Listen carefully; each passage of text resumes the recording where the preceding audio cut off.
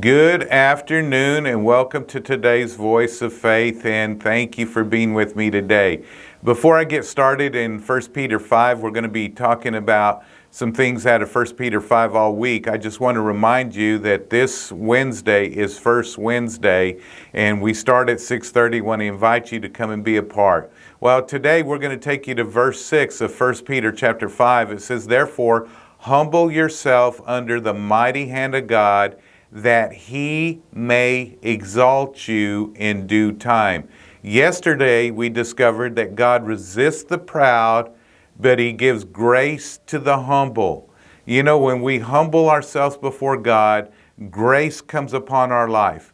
When there's grace upon our life, God can exalt us. He can lift us up.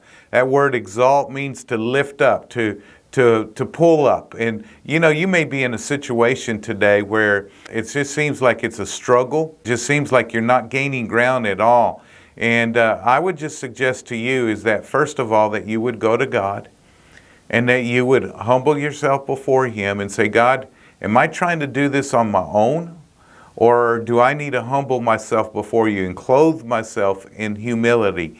And as you do that, I believe that God's going to take your life, he's going to take your situation, and he's going to exalt you. He's going to pull you out in due time. Now, God knows the best timing for everything. You might think, I need out now, or it would be best for me to get out of here now. Now, God sees the overall view. He knows how to orchestrate everything to your benefit. He works all things out for our good, those that love him and are called according to his purpose. So whenever God's working, he's not just working in your situation, but he's working in all situations so that it turns out best for everybody involved. And so whatever you're going through today, release your faith that you're going to humble yourself before God, and you're going to say, "God, I don't understand everything, but I know I'm going to trust you, and I'm going to humble myself before you." And you said you would give grace to the humble. Now, that word grace means a number of different things. It does mean unmerited favor of God. In other words, you don't earn God's grace. You receive it. It's a gift. It's something that's given to you when you humble yourself. And it also, though, means God's power, God's ability, and God's influence to carry out God's will for your life.